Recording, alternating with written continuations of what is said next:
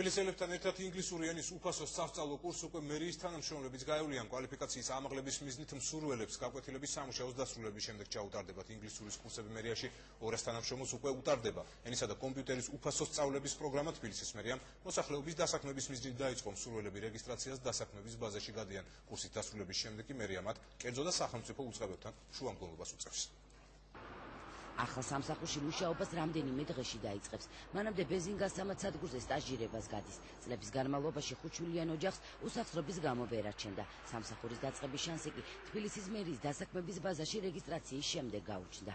ვიყავი მუნიციპალურში მისული, უთხარი რომ უმუშევარი ვიყავი, წარადგინეს ჩემი კანდიდატურა, შემდეგ დამიბარეს და რა ისწავლეთ აქ რას?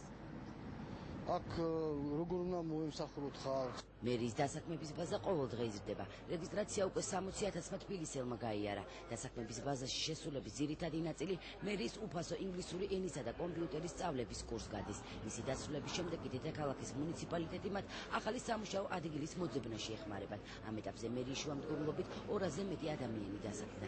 მოთხოვნა გაზრდილია, დღეისათვის დარეგისტრირებულია 60,000-მდე ადამიანი. ამათ ძირითადი ნაწილი სწავლობს კომპიუტერის და ინგლისურის კურსებს. ნებისმიერ მსურველს შეუძლია დარეგისტრირდეს რაიონის მუნიციპალიტეტში და ავიდეს თქვათ აღრიცხვაზე.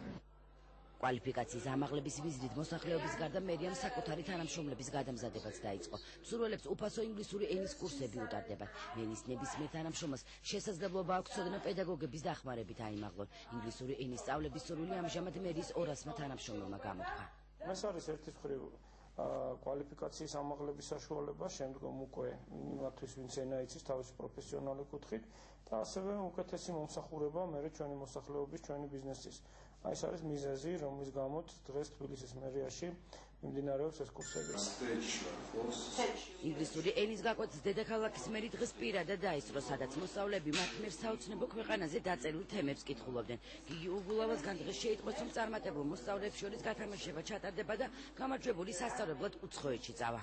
საერთოდ მიმაჩნია, რომ სახელმწიფო უწყებებში უფრო მაღალი სტანდარტი უნდა იყოს და ჩვენ არა ვთქვათ ჩანაცვლებით, არამედ შესაძლებლობის მიცემით უნდა შევეცადოთ ამ კვალიფიკაციის ამაღლებას. იმიტომ რომ დღევანდელ სამუშაო პირობებში ნებისმიერ შეიძლება ვინმე თქვას, ესე ვთქვათ, ასფალტის დამგების ზედამხედველს რა სჭირდება ინგლისური, მაგრამ სინამდვილეში ჭირდება.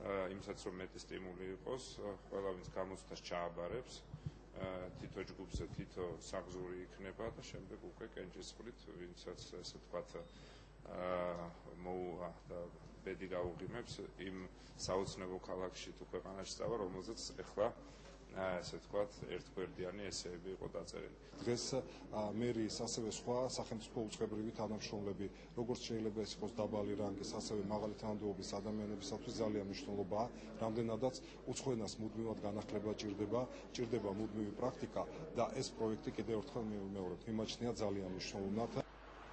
მერიის შემდეგ უფასო ინგლისური სწავლების კურსს გამგეობებისა და საკრებულოს თანამშრომლებიც გაივლიან.